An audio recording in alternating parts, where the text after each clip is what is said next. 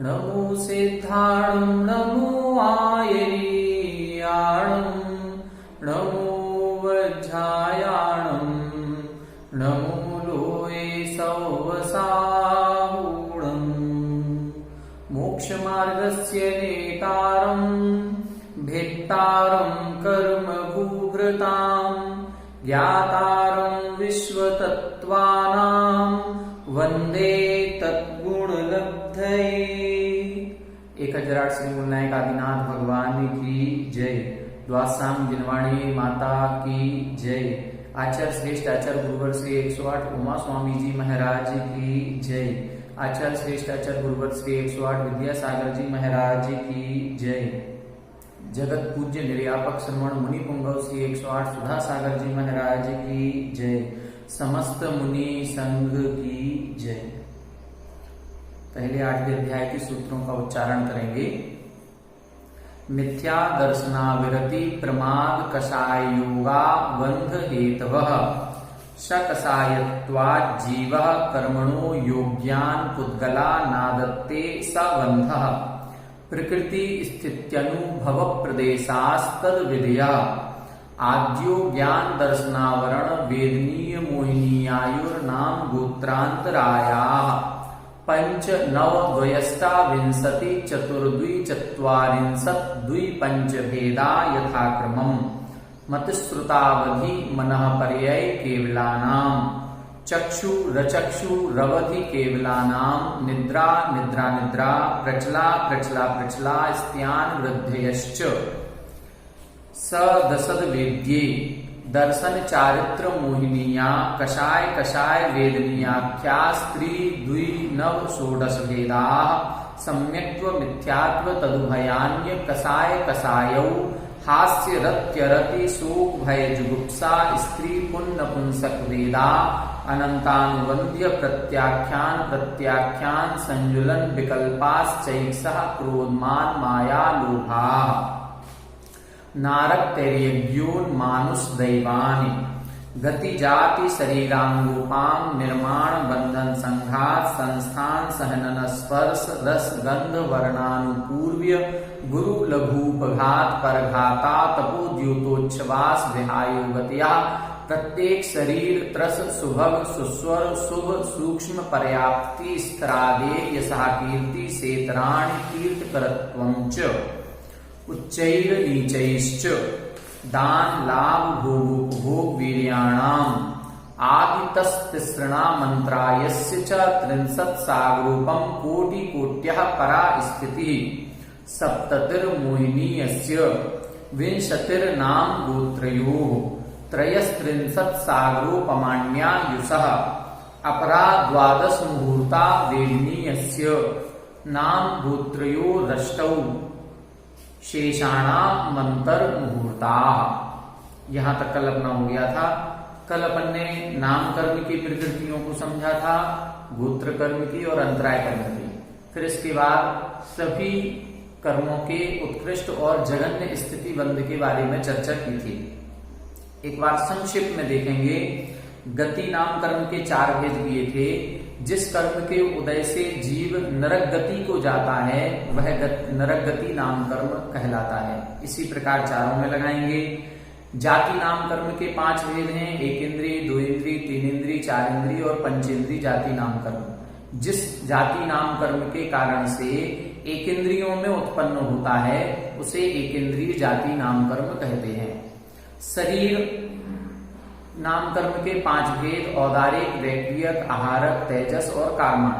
तो जिस नाम कर्म के उदय से औदारिक वर्गणाओं से मिलकर के प्राप्त शरीर प्राप्त होता है उसे हम औदारिक शरीर नाम कर्म कहेंगे। जिस वैक्रियक शरीर नाम कर्म के उदय से वैक्रियक वर्गणाओं से बना हुआ शरीर प्राप्त होता है। आहारक शरीर नाम कर्म के उदय से आहारक वर्गणाओं के द्वारा निर्मित शरीर प्राप्त होता है। इस प्रकार लगाएंगे। निर्माण नाम कर्म दो काम करता है। जो हमारे इंद्रियों आदि की रचना होती है अंगोपांगों की, उनकी यथा स्थान और यथा प्रमाण रचना करता है। जो आंख, कान, नाक जो भी जिस प्रमाण में और जितनी संख्या में जहां बनने हैं, जितने लंबे चौड़े उतने बनाएगा, उसको कहेंगे हम निर्माण नाम कर्म। बंधन नाम कर्म और संघात नाम कर्म शरीर नाम कर्म में ही अंतर्भाव हो जाता है। जो शरीर नाम कर्म के 5 भेद हैं वही बंधन नाम कर्म के हैं, वही संघात नाम कर्म के हैं। औदारिक शरीर नाम कर्म के उदय से औदारिक वर्गणाएं प्राप्त होती हैं। बंधन नाम कर्म के उदय से औदारिक बंधन, तो औदारिक वर्गणाएं जो शरीर नाम कर्म के उदय से प्राप्त हुई, उन वर्गणाओं का आपस में बंधन स्थापित हो जाता है। ये बंधन नाम कर्म है। और संघात नाम कर्म इनका जो बंधन हुआ है उसको छिद्र रहित कर देता है। ये संघात नाम कर्म कहलाता है। संस्थान नाम कर्म 6 प्रकार का होता है जो शरीर की आकृति का निर्माण करता है। पहले समचतुरस्र संस्थान, न्यग्रोध परिमंडल संस्थान, स्वाति संस्थान, कुब्जक संस्थान, वामन संस्थान और हुंड संस्थान। ऐसे 6 संस्थान हैं। जहां नपातुला शरीर होता है वो समचतुरस्र संस्थान कहलाता है। जहां न्यग्रोध का पेड़ जो बट वृक्ष का होता है उसके समान शरीर की आकृति होती है। नीचे का भाग पतला, ऊपर का भाग चौड़ा। नाभि से लगाएंगे, नाभि के नीचे का भाग पतला और नाभि के ऊपर का भाग चौड़ा होता है। उसे हम न्यग्रोध परिमंडल संस्थान कहते हैं। कुछ जीव ऐसे भी मिलेंगे जिनके नाभि के नीचे का भाग मोटा होता है, ऊपर का भाग पतला होता है। उसे हम स्वाति यानी सांप की बामी, उस प्रकार की आकृति जिसकी होती है वो स्वाति संस्थान। कुब्जक संस्थान में पीछे पीठ कुछ उठी हुई होती है, उसे हम कुब्जक संस्थान कहते हैं। वामन संस्थान में अपेक्षाकृत हाइट जो होगी अवगाहना शरीर की वो कम होती है। और हुंड संस्थान में टेढ़ी मेढ़ी आकृति होती है। सहनन नाम कर्म के 6 भेद दिए थे। वज्रवृषभ नाराज सहनन, नाराज सहनन, वज्रवृषभ नाराज सहनन, वज्र नाराज सहनन, नाराज सहनन, अर्धनाराज सहनन, कीलक सहनन और असंप्राप्त सृपाटिका सहनन। तो सबसे पहले वज्र का वेष्टन है, वज्र की हड्डी है, वज्र की कीलें हैं, उसको हम कहेंगे वज्रवृषभ नाराज सहनन। जहां पर फिर वज्र का वेष्टन नहीं है लेकिन हड्डी और कीलें वज्र की होती हैं, वो वज्र नाराज सहनन कहलाता है। फिर है नाराज सहनन। यहाँ वज्र जैसा कुछ भी नहीं है लेकिन हड्डियां जो हैं वो एक दूसरे के ऊपर रख करके नीचे नट बोल्ट से कसी हुई हैं। फिर अर्धनाराज सहनन में बोल्ट जैसी कोई स्थिति नहीं है, कील जैसे हम हथौड़ी से ठोक देते हैं वो कील आधी घुसी हुई है, उसको बोलते हैं अर्धनाराज। फिर कीलक सहनन में कील जैसी कोई चीज नहीं है, आपस में फंसे हुए हैं, उसको बोलेंगे कीलक सहनन। और असंप्राप्त सृपाटिका सहनन में हड्डी दोनों इस प्रकार से रखी हैं और मांस नसों आदि से बंधी हुई हैं, उसको बोलते हैं असंप्राप्त सृपाटिका सहनन। तो ऐसे 6 सहनन है। वर्तमान पंचम काल में अंतिम 3 सहनन मनुष्य त्रियंचों के कहे गए हैं। देवनारकियों के कोई भी सहनन नहीं होता। स्पर्श, रस, गंध, वर्ण। स्पर्श यानी 8 स्पर्श के 8 गुण कहे गए हैं। 8 में से कोई ना कोई एक गुण होता है तद योग्य, जो जिस रूप में होगा। आंख होगी तो आंख में कैसा स्पर्श होना है वैसा स्पर्श होगा। हड्डियों में कठोर होना है तो कठोर होगा। तो सभी में तद योग्य कहा गया। तो कोई एक स्पर्श, कोई एक रस, कोई एक गंध, कोई एक वर्ण का उदय पाया जाता है। आनुपूर्वी हमने बताया था, जब यहां से आत्मा मरण करती है और नई पर्याय को जाती है, तो नवीन पर्याय को जाते समय हमारी आत्मा का आकार कैसा रहेगा, उस आत्मा के आकार को बनाए रखने का काम गत्यानुपूर्वी कर्म करता है। तो ये पूर्व शरीर के आकार का होगा। यदि कोई त्रियंच मर करके देवों में जा रहा है तो उसके देवगत्यानुपूर्वी का उदय होगा, लेकिन आत्मा का आकार त्रियंच जैसा होगा। ये गत्यानुपूर्वी कहलाती है। ये चारों प्रकार की होगी। जिस गति में जाएंगे उस गत्यानुपूर्वी का उदय होगा, लेकिन आत्मा का आकार पूर्व पर्याय की अपेक्षा से होगा। ठीक है। फिर अगरू लघु ऐसे शरीर की रचना होगी ना तो वो ज्यादा भारी होगा ना वो ज्यादा हल्का होगा। उपघात का मतलब है ऐसे शरीर के अंगोपांगों की रचना होना जो स्वयं का घात करते हैं। जैसे हमने बताया था सींग वगैरह ऐसे हो जाते हैं जो स्वयं मुड़ जाते हैं और स्वयं को घात पहुंचाते हैं। ठीक है, फिर इसके बाद परघात में ऐसे शरीर के अंगोपांगों की रचना होती है जो दूसरे के घात में सहकारी हो जाते हैं या हमारी स्वयं की रक्षा करने में ऐसे अंगोपांगों की रचना हो जाती है जो दूसरे से हमारा बचाव करते हैं। दोनों लगा सकते हैं लेकिन दूसरे का घात करेंगे, जैसे बड़े बड़े नाखून हो जाना, सींग आ जाना। ये उद्यूत, आतप और उद्यूत। आतप का मतलब है सूर्य जैसा प्रकाश, जहां तीक्ष्ण किरणें निकलती हैं, तीक्ष्ण प्रभा होती है, उसे हम आतप कहते हैं। ये सूर्य बिंब में स्थित सूर्यकांत मणि में जो पृथ्वी का एक जीव है उनके पाया जाता है। इसी प्रकार से चंद्र विमान में जो चंद्रकांत मणियां लगी हुई हैं उनमें जो पृथ्वी का एक जीव है उनके उद्योत नाम कर्म का उदय होता है और उस उदय के कारण से उनका शीतल प्रकाश निकलता है। जुगनू आदि में भी उद्योत नाम कर्म होता है। उच्छ्वास नाम कर्म के कारण से हमारा उच्छ्वास होता है। विहायोगति दो प्रकार की, प्रशस्त और अप्रशस्त। प्रशस्त विहायोगति यानी अच्छी चाल होना, अप्रशस्त विहायोगति यानी ठीक चाल नहीं होना। प्रत्येक शरीर नाम कर्म, जिस नाम कर्म के उदय से एक आत्मा के एक शरीर की प्राप्ति होती है, मतलब उस शरीर का स्वामी एक ही आत्मा रहेगी, उसे प्रत्येक शरीर नाम कर्म कहेंगे। और जिस नाम कर्म के उदय से एक शरीर के स्वामी अनेक जीव होते हैं वो साधारण शरीर नाम कर्म। त्रस नाम कर्म, जिस कर्म के कारण से जीवों के 2 इंद्रिय, 3 इंद्रिय, 4 इंद्रिय, पंचेंद्रियों में जन्म होता है वो त्रस नाम कर्म। और स्थावर नाम कर्म के उदय से इन्हें स्थावर का शरीर प्राप्त होता है। सुभग नाम कर्म, जिस कर्म के कारण से हमारे जो अंगोपांग बने हैं वो दूसरों को अच्छे लगेंगे। हम जिस कर्म के कारण से दूसरों को अच्छे लगते हैं वो सुभग नाम कर्म, और जिस कर्म के कारण से हम दूसरों को अच्छे नहीं लगते, अप्रीतिकर होते हैं, उसे हम दुर्भग नाम कर्म कहेंगे। सुस्वर और दुस्वर में हमारा जो कंठ है, आवाज है, वो मधुर होगी कि मधुर नहीं हो पाएगी, तो उसको हम कहेंगे सुस्वर और दुस्वर। शुभ और अशुभ, जिस कर्म के कारण से हमारे अंगोपांगों की रचना दूसरों को अच्छी लगती है, अच्छे अच्छे अंगोपांगों की रचना होना, ये शुभ नाम कर्म।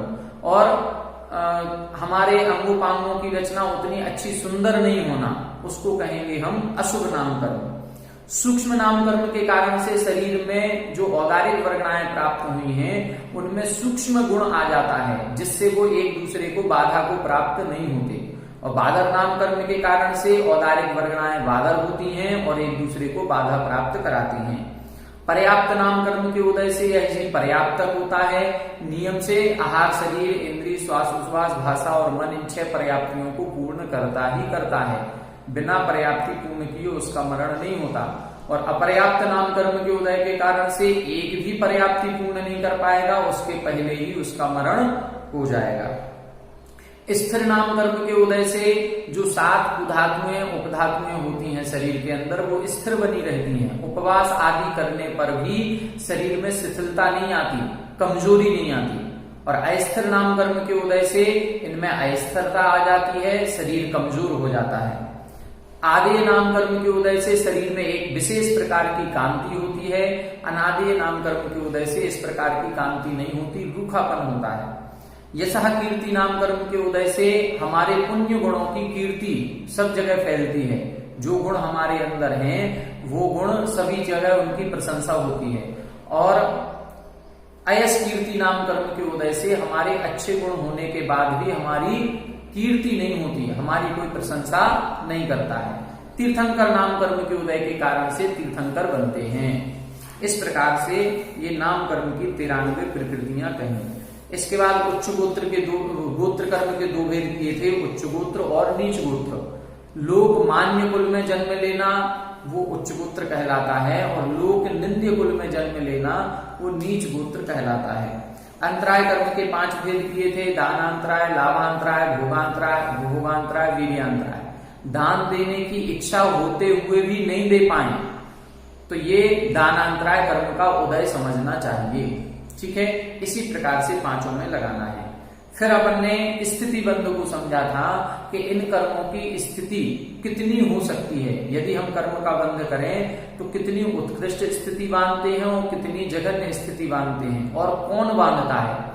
कल हमने बताया था, देखें 148 कर्म प्रकृतियां हैं, उनके हम दो भागों में बांटेंगे। 3 प्रकृतियां एक तरफ, देवायु, मनुष्यायु और त्रियंचायु, और बाकी 145 एक तरफ। अब जब हमारे शुभ परिणाम होते हैं तो शुभ परिणामों से, विशुद्ध परिणामों से 3 आयु में उत्कृष्ट स्थिति बंधेगी, और बाकी 145 की स्थिति जघन्य होती है। और जब हमारे संक्लेश परिणाम होते हैं तो संक्लेश परिणामों से 3 आयु कम बंधेंगी, और शेष 145 कर्मों की स्थिति उत्कृष्ट होती है। इस प्रकार से आगम में ये कथन किया गया है, विभाग किया गया। अब किस कर्म की कितनी उत्कृष्ट स्थिति होती है, हमने कल देखा था।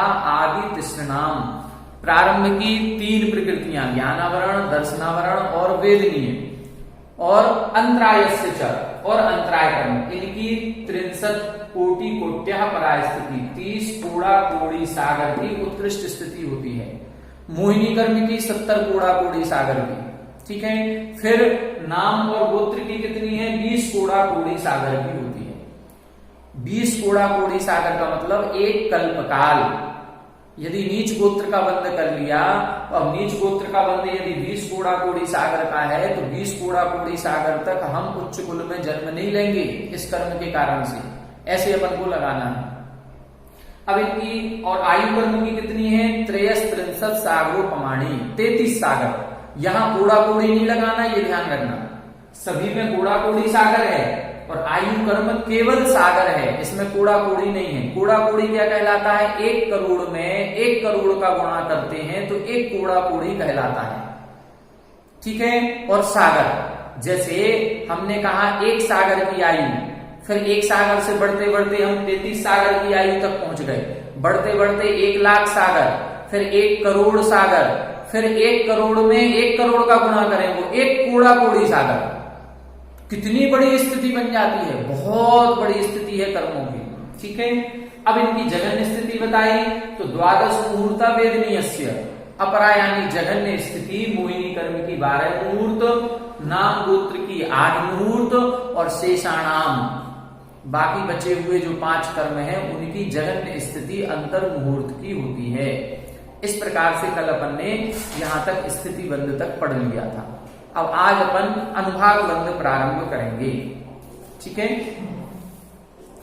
अगला सूत्र देखें। अब सूत्र नंबर 21, स्थिति बंध पूरा हो गया, अनुभाग बंध की चर्चा कर रहे हैं। विपाकोनुभवः, विपाकोनुभवः, यहां बता रहे हैं विपाकः अनुभवः। विपाक बोलते हैं पकने को, पाक, पाक यानी पक जाना। जब कर्म पक जाता है तो पक जाने पर फिर वो अपना फल देता है। कर्म की स्थिति जब पूरी हो जाती है तो उसको हम बोलते हैं पक जाना। जैसे आम जो है वो पेड़ में लगे लगे लगे लगे पक जाता है, और पक करके क्या हो जाता है, उस डाली से टूट जाएगा, नीचे गिर जाएगा। ठीक है, तो इसी प्रकार से हमारे आत्मा में जो कर्म बंधे हुए थे उनकी स्थिति थी। अब वो स्थिति पूरी होते ही अब वो पक गया, और पक करके फिर वो अपना फल देता है। तो इस फल देने को ही अनुभाग बंध कहते हैं। विपाकोनुभवः, विपाक ही अनुभव या अनुभाग कहलाता है। तो फल देने की शक्ति को अनुभाग बंध कहते हैं। अब ये जो अनुभाग होता है, ये अनुभाग कैसे मिलता है, इसके बारे में देखें ध्यान से।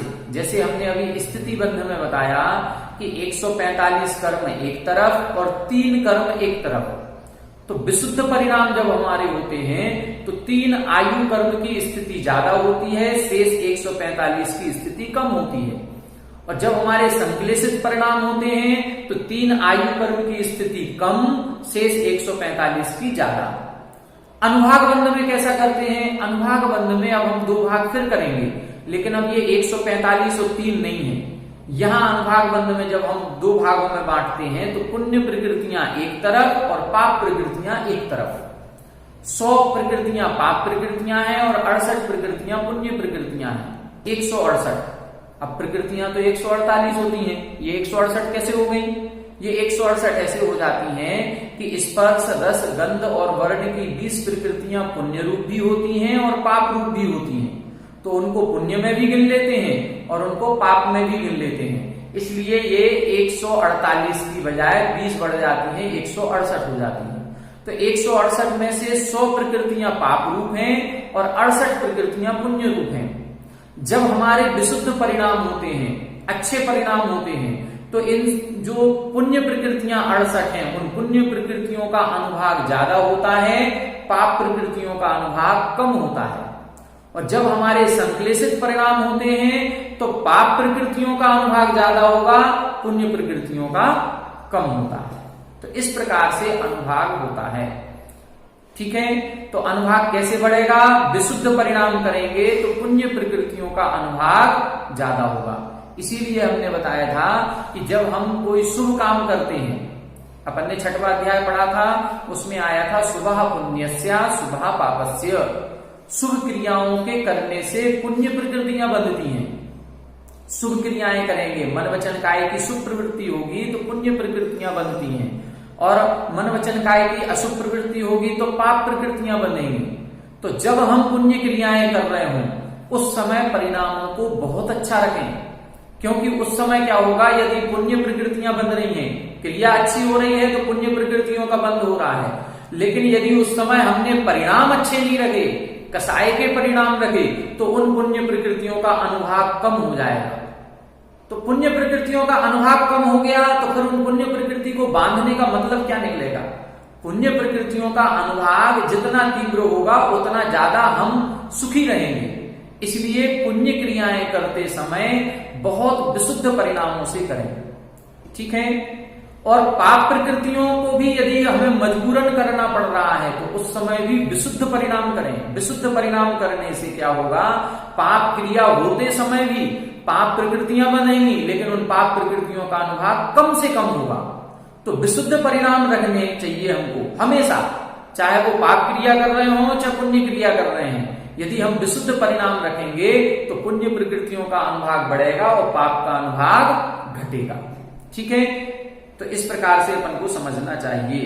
विपाकोनुभव समझ में आ गया कि कर्म का पकना या पक करके फल देना ही अनुभाग कहलाता है।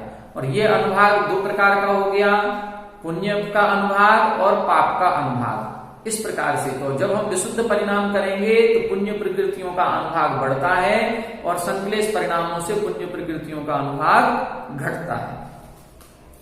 अब इसके बाद अगला देखें, जब ये प्रकृतियां फल देती हैं तो किस रूप में देती हैं?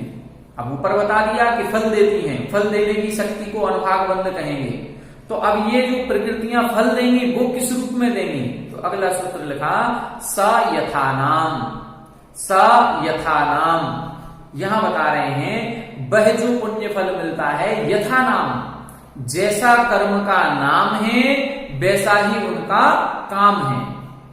जैसा नाम ज्ञानावरण नाम है तो इनका जो फल मिलेगा वो भी ज्ञान पर आवरण ही करेगा, और उसका जब उदय होगा, वो जब फल देगी तो हमारे ज्ञान गुण को ढकेगी। दर्शनावरण का मतलब दर्शन पर आवरण करना, तो दर्शनावरण कर्म हमारे दर्शन गुण को आवृत करेगा। वेदनी का मतलब है वेदन कराना।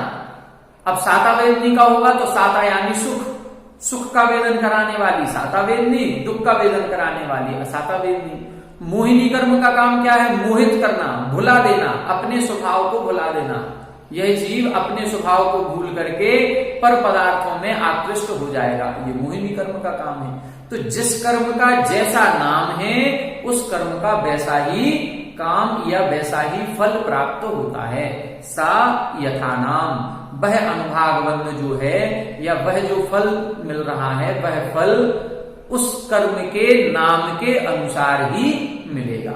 ठीक है, अब अगला सूत्र दिया कि जब फल दे देता है कर्म फिर उसके बाद क्या होता है? तो फल दे चुकने के बाद क्या होगा, इसके लिए सूत्र लिखा ततश्च निर्जरा। ततश्च निर्जरा यहां बता रहे हैं ततः च निर्जरा, ततः यानी उसके बाद। किसके बाद? जब कर्म अपना फल दे देता है उसके बाद क्या होगा? उसके बाद निर्जरा, उस कर्म की निर्जरा हो जाती है। निर्जरा का मतलब उसका आत्मा के साथ जो संबंध बना था वो संबंध छूट जाता है, कर्म अलग हो जाता है और आत्मा से उसका संबंध टूट जाता है, आत्मा अलग हो जाती है। कब? जब कर्म अपना फल दे देता है उसके बाद। ठीक है, ततश्च निर्जरा यानी उसके बाद उसकी निर्जरा हो जाती है। अब ये निर्जरा दो प्रकार की होती है, इसको भी समझ लें। वैसे 9वें अध्याय में इसका प्रकरण आएगा, लेकिन समझ लें 9वें अध्याय में जो वर्णन आएगा उसको यही एक सूत्र में संक्षेप में। निर्जरा के दो भेद करते हैं, सविपाक निर्जरा और अविपाक निर्जरा। एक कर्म प्रकृति हमने बांधी, मान लो 100 वर्ष की, 100 वर्ष पूरे होते ही वो कर्म अपना फल देकर के झड़ जाएगा, ये कहलाएगी सविपाक निर्जरा। उसका समय 100 वर्ष तक का था, 100 वर्ष पूरे हुए, उसने अपना फल दिया और वो झड़ गया, इसको कहेंगे सविपाक निर्जरा, समय प्राप्त होने पर झड़ जाना। ठीक है, और दूसरी होती है अविपाक। अविपाक का मतलब है जिसका विपाक का समय नहीं आया था। एक कर्म हमने 100 वर्ष का बांधा, अभी 10 वर्ष ही निकले हैं, अभी 90 वर्ष और उदय में आना था, लेकिन हमने अपने परिणामों के कारण से उस कर्म को आज ही बुला लिया। अब वो आज ही जब कर्म उदय में आएगा वो उदय में आकर के फल देकर के झड़ जाएगा, इसको बोलते हैं अविपाक निर्जरा। ठीक है, तो दो प्रकार की निर्जरा होती है। अपन लोग जो पढ़ते हैं, पहली सबके होए नहीं कछु सरे काज तेरा, दूजी करे जो उद्यम करके मिटे जगत तेरा। तो जो 12 भावना की लाइन है, पहली निर्जरा जो है सविपाक निर्जरा, इससे हमारी आत्मा का कुछ भी भला नहीं होता। ये सभी जीवों के हो रही है, एक इंद्रिय जीव भी सविपाक निर्जरा कर रहा है, हम भी सविपाक निर्जरा कर रहे हैं, देवनार की भी कर रहे हैं, सब कर रहे हैं। इससे आत्मा को कोई भला नहीं होता। क्यों नहीं होता? क्योंकि वो कर्म आया, जितनी उसकी स्थिति थी समय पर आकर के उसको तो झड़ना ही था, और वो झड़ गया समय पर कर्म का फल दे करके। और वो जब फल दिए तो हमने उस फल में राग द्वेष किए, सो पुनः कर्म का बंध कर लिया। इससे कोई फर्क नहीं पड़ेगा।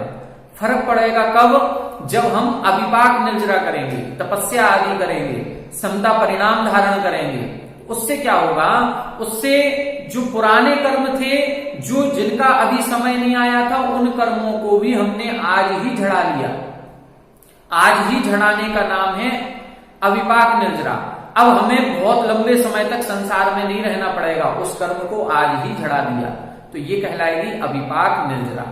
ठीक है, तो इस प्रकार से हमें इसको समझना चाहिए, सविपाक निर्जरा और अविपाक। जब हम अविपाक निर्जरा करेंगे उस समय समता परिणाम रखना आवश्यक है। समता परिणाम से राग द्वेष नहीं होंगे, और राग द्वेष नहीं होने से आगामी कर्म बंध भी नहीं होगा। इसीलिए जितने ये मुनिराज होते हैं, इनके ये जो निर्जरा होती है बहुत काम की होती है। जो व्रतधारी होते हैं, ये हम लोग जैसे ही प्रतिमा लेते हैं, प्रतिमाएं लेते ही, व्रत ग्रहण करते ही, प्रारंभ के अंतर मुहूर्त तक प्रति समय असंख्यात गुण श्रेणी निर्जरा होती है। वो जो प्रति समय असंख्यात गुण श्रेणी निर्जरा होती है, वो ये अविपाक निर्जरा है। हम भवों के कर्म एक अंतर मुहूर्त में झड़ा लेते हैं। अपन ने सुना होगा, एक अनादि मिथ्या दृष्टि जीव जब ध्यान करने बैठता है तो अंतर मुहूर्त में मोक्ष प्राप्त कर लेता है। तो अंतर मुहूर्त में कैसे मोक्ष हो जाता है? इतने भवों के कर्म कैसे झड़ जाएंगे उसके? वो उसकी ध्यान की प्रक्रिया, जब वो ध्यान में बैठता है और राग द्वेष आदि का त्याग करके समता परिणाम पूर्वक मनुगुप्ति वचन गुप्ति का पालन करते हुए जब ध्यान में बैठता है, तो अनादिकाल के जितने कर्मों के भवों के कर्म थे, उन कर्मों को एक साथ उदय में ला करके और झड़ा देता है। अंतर मुहूर्त में सारे कर्म आते हैं और झड़ जाते हैं। कैसे? असंख्यात गुणित क्रम में। असंख्यात गुणित क्रम का मतलब क्या होता है? यदि पहले समय में माना कि अपन 2 गुणे करते हैं, पहले समय में 2 कर्म झड़ेंगे, तो दूसरे समय में 4 कर्म, फिर तीसरे में 8, चौथे में 16, पांचवे में फिर 32, फिर 64। ये हम एक एक समय में 2 गुना कर रहे हैं केवल, और होता कितना है? असंख्यात गुणा। प्रति समय असंख्यात गुणा कर्म झड़ेगा। जब प्रति समय असंख्यात गुणा कर्म झड़ेगा तो अंतर मुहूर्त में सारे कर्मों को नष्ट किया जा सकता है। ठीक है ना? तो इस प्रकार से ये निर्जरा होती है, सविपाक और अविपाक। जैसे आपको उदाहरण बताया कि आम वगैरह डाली पर भी पकाया जाता है, और डाली से हम कच्चा आम तोड़ करके उसको मटके में या गेहूं आदि के बीच में रख देते हैं तो जल्दी पक जाता है।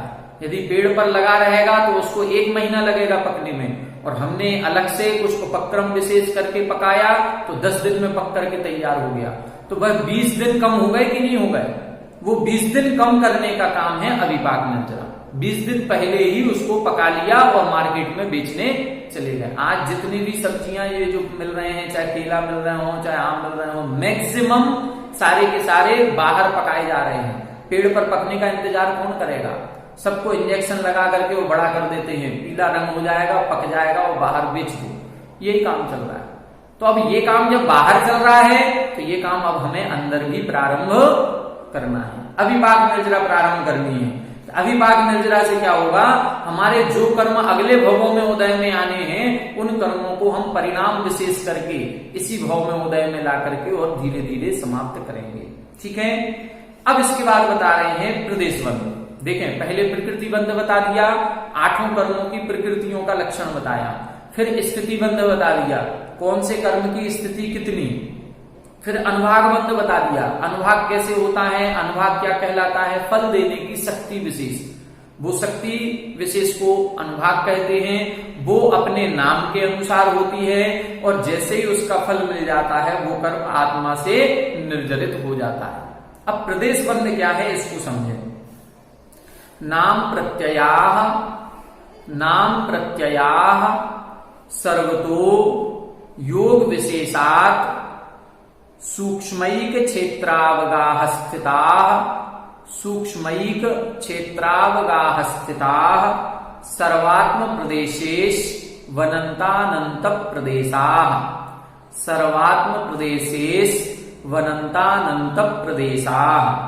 नाम प्रत्ययाः सर्वतो योग विशेषात् सूक्ष्मैक क्षेत्रावगाह स्थिताः सर्वात्म प्रदेशेश वनंतानंत प्रदेशाः।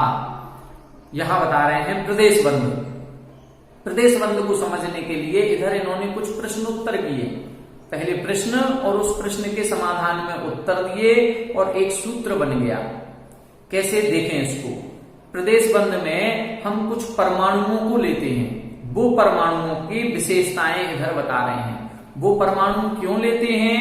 नाम प्रत्ययाः, अपने अपने नाम में कारणभूत।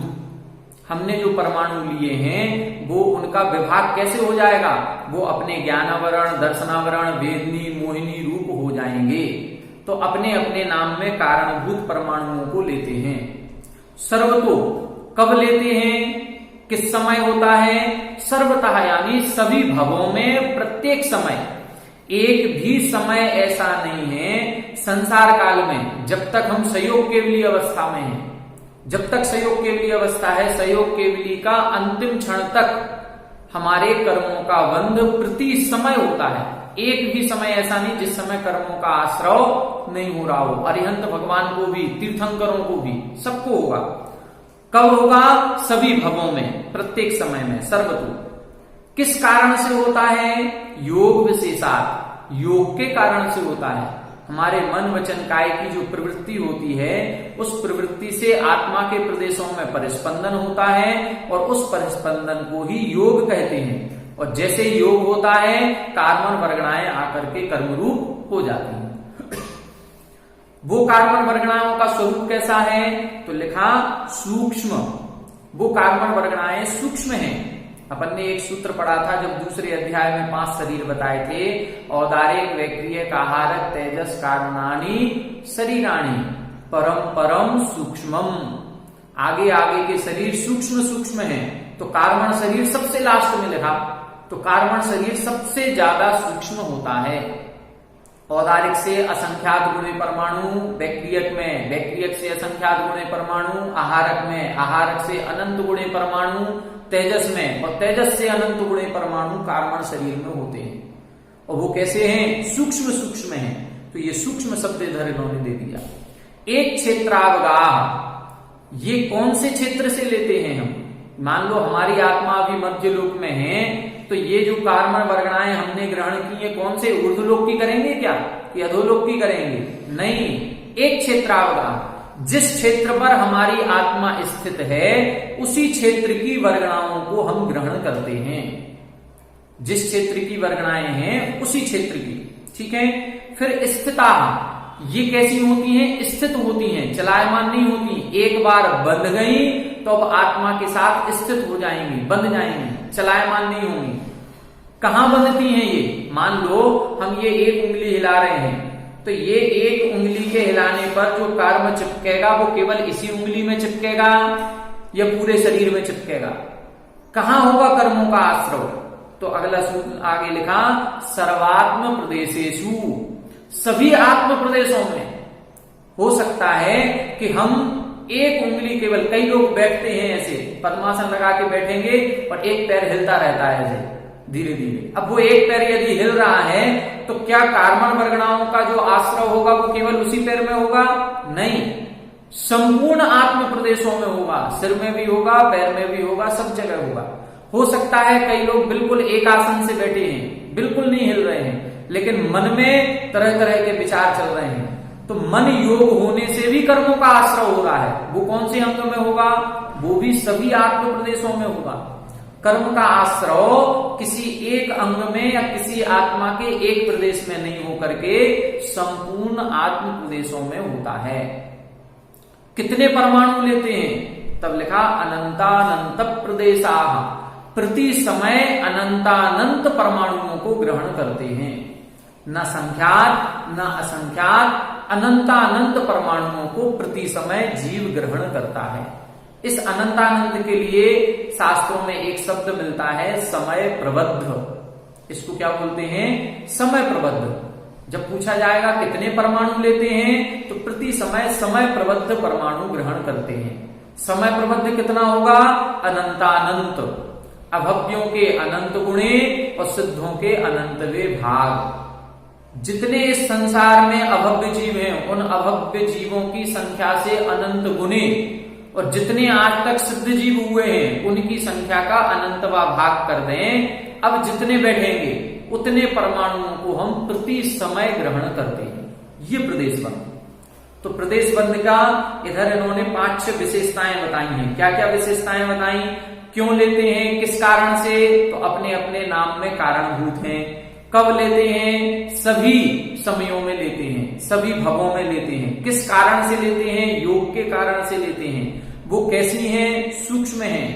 कहां हैं? एक क्षेत्रावगाह, आत्मा के प्रत्येक प्रदेश पर कर्म का परमाणु चिपक जाता है। स्थित हैं, चलायमान नहीं है। सर्वात्म प्रदेशेषु, आत्मा के सभी प्रदेशों पर हैं। और अनंतानंत प्रदेशा, प्रति समय अनंतानंत परमाणुओं को ग्रहण करते हैं।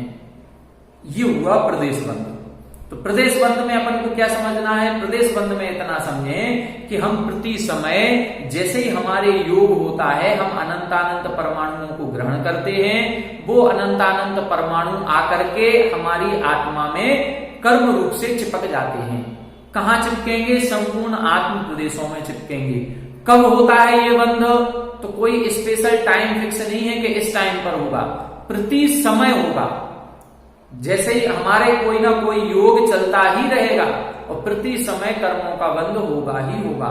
इसीलिए जब विग्रहगतो कर्म योगा लिखा था वो इसीलिए लिखा कि कई लोग ये ना समझ लें कि विग्रहगति में मन योग नहीं है, वचन योग नहीं है, ये शरीर भी छूट गया तो उधर 3 समय के लिए जीव के कर्मों का आश्रय नहीं होता होगा। नहीं, वहां पर भी कर्मों का आश्रय है। ये शरीर नहीं, मन नहीं, वचन नहीं, तो फिर किस कारण से? तब उधर लिखा था विग्रहगतौ कर्म योगा। जो कार्बन शरीर हमारा है उस कार्बन शरीर के निमित्त से योग होगा और वह योग कर्म आश्रय में कारण बनेगा। तो वहां पर भी अनंत वर्गणाएं लेंगे। ठीक है, इस प्रकार से ये प्रदेश बंध भी पूरा हो गया। अब आखिरी जो 2 सूत्र हैं, इन 2 सूत्रों में प्रकृतियों के 2 भाग कर रहे हैं, पुण्य प्रकृतियां और पाप प्रकृतियां। ये कौन सी होती हैं इसको समझते हैं। सबसे पहले पुण्य प्रकृतियों का वर्णन किया। सद्वेद्य शुभायुर नाम गोत्राणि पुण्यम। सद्वेद्य शुभायुर नाम गोत्राणि पुण्यम। सद्वेद्य शुभायुर नाम गोत्राणि पुण्यम। यहां बता रहे हैं सद्वेद्य, सत का मतलब होता है प्रशस्त या पुण्य, तो सत शब्द सभी में लगा लेंगे। सद्वेद्य का मतलब है साता वेदनी। फिर शुभ शब्द सभी में लगाएंगे, शुभ आयु, शुभ नाम, शुभ गोत्र। सत का मतलब प्रशस्त यानी अच्छा, साता वेदनी। फिर शुभ आयु, शुभ नाम, शुभ गोत्र। ठीक है, देखें अब इधर इन्होंने 4 कर्म ही क्यों लिए? वेदनी कर्म हो गया, आयु हो गई, नाम और गोत्र।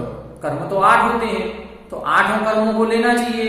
देखें ध्यान से, 8 कर्म में से 4 कर्म होते हैं घातीय कर्म और 4 होते हैं अघातीय कर्म। ये 4 कौन से हैं? ये 4 अघातीय कर्म कहलाते हैं।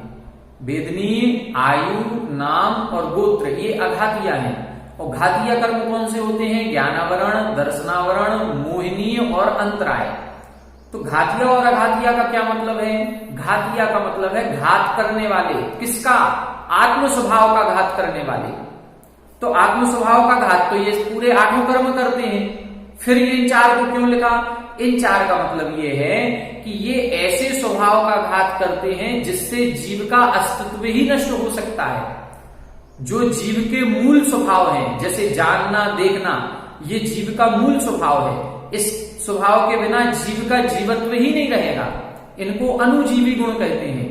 जिन गुणों के बिना जीव का जीवन ही ना रहे, जीव का अस्तित्व ही ना रहे, ऐसे गुण कहलाते हैं अनुजीवी गुण।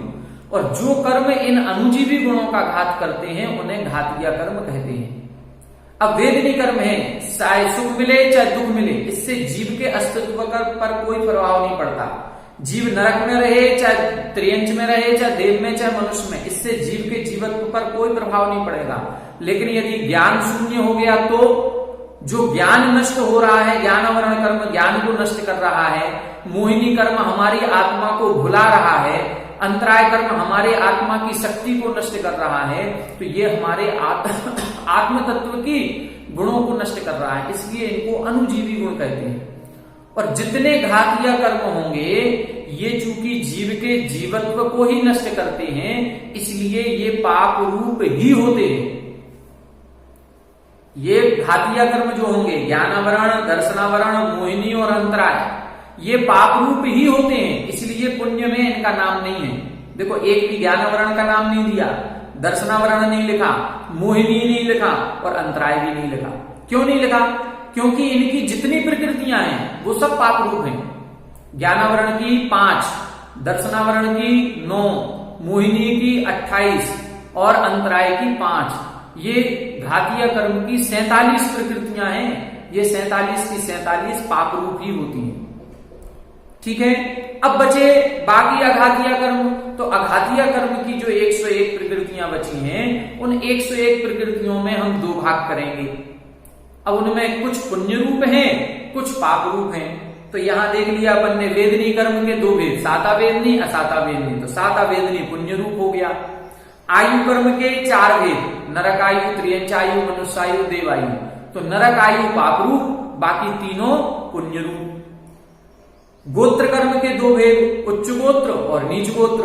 तो उच्च गोत्र पुण्य रूप, नीच गोत्र पाप रूप। और नाम कर्म की जो 93 प्रकृतियां हैं, इनमें से कुछ पुण्य रूप हैं, कुछ पाप रूप हैं। इनको आज अपन अभी छांटेंगे। बिल्कुल सरल है, आप लोग बिना किताब के उंगलियों पर छांट लेंगे।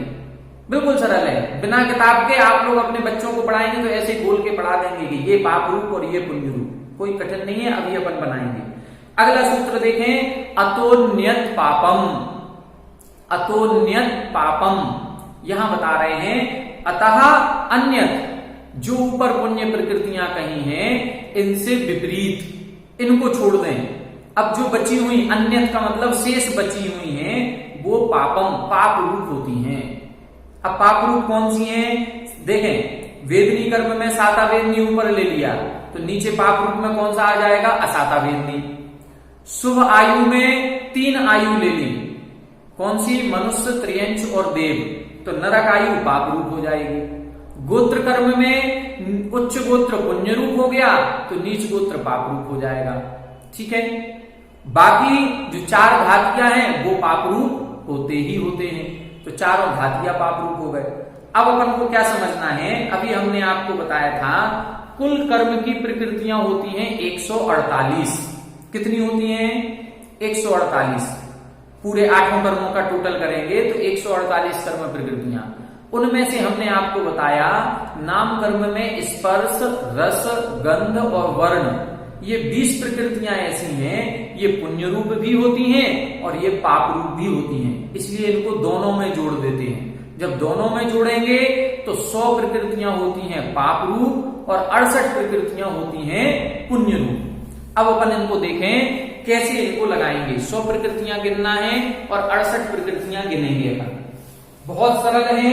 अब पाप रूप प्रकृतियों में देखें, हमने आपको बताया घातिया कर्म की जितनी प्रकृतियां हैं ये पाप रूप ही होती हैं। तो घातिया कर्म कितने हो गए? घातिया कर्म 50, 47 है, तो 47 प्रकृतियां कैसी हो गई? वो 47 प्रकृतियां पाप रूप। देखें इधर, पहले अपन पाप प्रकृतियां छांटते हैं, ठीक है। पाप प्रकृतियां कितनी हैं? पाप प्रकृतियां होती हैं 100, 100।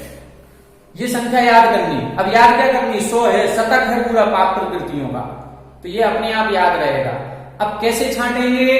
तो घातिया कर्मों की 47, घातिया कर्म पूरे हो गए, ये 47 हो गए। इसमें अब कुछ नहीं, पूरा ज्ञानावरण, पूरा दर्शनावरण, पूरा मोहिनी और पूरा अंतराय, 47 प्रकृतियां हो गई 100 में से। अब देखें गोत्र कर्म में 1, ठीक है, आयु में 1 और वेदनीय में होगा नीच गोत्र, ठीक है। आयु में नरक आयु और वेदनीय में असाता वेदनीय, 50 हो गई, 50 प्रकृतियां हो गई। अब नाम कर्म की जो बची हुई हैं वो 50 छांटनी है अपन को। तो नाम कर्म में से 50 प्रकृतियां निकालनी। नाम कर्म की कितनी है? 93 है और 50 निकालनी है अपन को पाप रूप। कैसे निकालेंगे? देखो नाम कर्म की प्रकृतियों में बिल्कुल सरल तरीका बता रहे हैं। 50 करनी है, गिनती 50। तो सबसे पहले स्पर्श, रस, गंध और वर्ण, इनकी कितनी होती हैं? 20। 50 में से 20 मिल गई। अब कितनी और निकालनी? 30 निकालनी है। तो अब अपन निकालेंगे इधर संस्थान और सहनन। संस्थान और सहनन 6 भेद हैं इनके। तो एक संस्थान समचतुरस्र संस्थान पुण्य रूप होता है, बाकी 5 पाप रूप। इसी प्रकार सहनन में से वज्र वृषभ नाराज सहनन पुण्य रूप है, बाकी 5 पाप रूप। तो संस्थान की 5 और सहनन की 5, 10 और हो गई है, ठीक है। कितना सरल है ये, याद ज्यादा नहीं करना है इसमें अपन को। स्पर्श रस गंध वर्ण की 20, 5 संस्थान, 5 सहनन। इसके बाद अपन ने नाम कर्म में 10 प्रकृतियां पढ़ी थी जो विपरीत भी होती हैं। प्रत्येक शरीर, त्रस, सुभग, सुस्वर, शुभ, सूक्ष्म, पर्याप्ति, स्त्रादे, यशः, कीर्ति, क्षेत्राणी मतलब विपरीत भी। तो जो पाप रूप है वो इसमें लिख लें। जैसे साधारण शरीर, प्रत्येक शरीर का साधारण पाप रूप, फिर त्रस का स्थावर, फिर सुभग का दुर्भग, फिर सुस्वर का दुस्वर, फिर शुभ का अशुभ, फिर सूक्ष्म, फिर पर्याप्त का अपर्याप्त, ठीक है, आदे का अनादे, ठीक, और अयस कीर्ति, यश कीर्ति का अयस कीर्ति। कुल मिला के वो 10 प्रकृतियां हैं गिनती में। तो 10 हो जाएंगे ये साधारण शरीर आदि 10। इधर अपन क्या लिख लेंगे? साधारण शरीर आदि 10। उनको बिल्कुल आराम से निकाल लेंगे अपन। प्रत्येक शरीर का उल्टा साधारण शरीर, त्रस का उल्टा स्थावर, सुभग का उल्टा दुर्भग, सुस्वर का दुस्वर, शुभ का अशुभ, सूक्ष्म का, सूक्ष्म की सूक्ष्म रहेगी, सूक्ष्म पाप रूप है, बादल पुण्य रूप होती है, पर्याप्त का अपर्याप्त, आदे का अनादे और यश कीर्ति का अयश कीर्ति, ठीक है। अब इसके बाद 10 और निकालेंगे। देखो 20 और 10 30 और 10 40 हो गई। अब कितनी सी बची? 10 बची। 10 में से गति नाम कर्म के दो गति कौन सी अशुभ रूप कौन सी होंगी? त्रियंच और नरक। तो नरक गति और त्रियंच गति। जब नरक गति त्रियंच गति 2 हो गई तो गत्यानुपूर्वी भी 2, गत्यानुपूर्वी तो ये भी 2 हो गई। कौन कौन सी? वही त्रियंच गत्यानुपूर्वी, नरक गत्यानुपूर्वी, 4 हो गई। फिर इसके बाद जाति नाम कर्म पे आओ।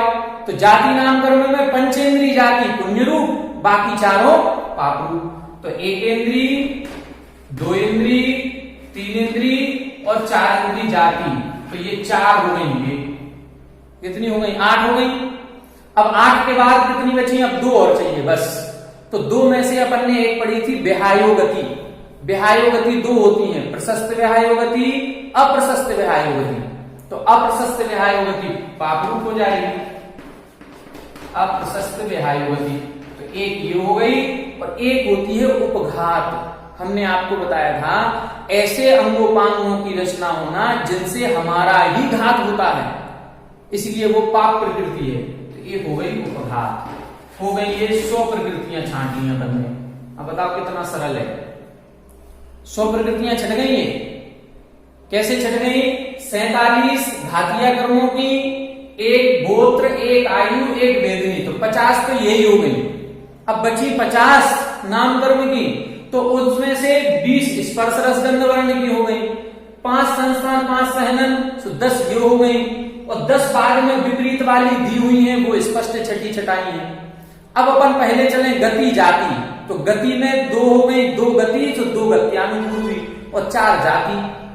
फिर 1 विहायोगति और 1 उपघात। ये हो गई पाप प्रकृतियां। अब इनको छोड़ के जो बची सो पुण्य प्रकृतियां। अब बची हुई पुण्य प्रकृतियां कौन कौन सी? अब पुण्य प्रकृतियां छांट लो 68।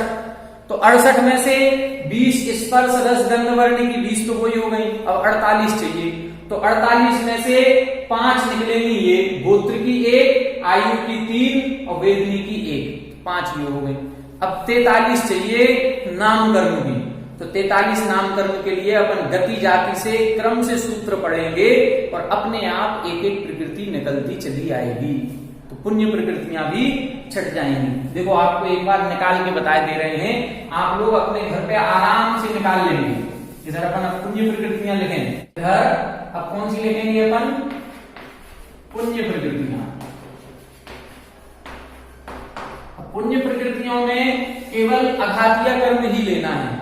पहले अपन नाम कर्म से ही चलते हैं, ठीक है? नाम कर्म से चले। सबसे पहले गति। तो गति कितनी है? 2। कौन सी? मनुष्य गति और देवगति, ठीक है? 2 गति में 2 मनुष्य गति और देवगति। फिर जाति, जाति में 1 पंचेंद्री जाति। फिर शरीर, तो शरीर 5, ठीक? फिर अंगोपांग, अंगोपांग 3।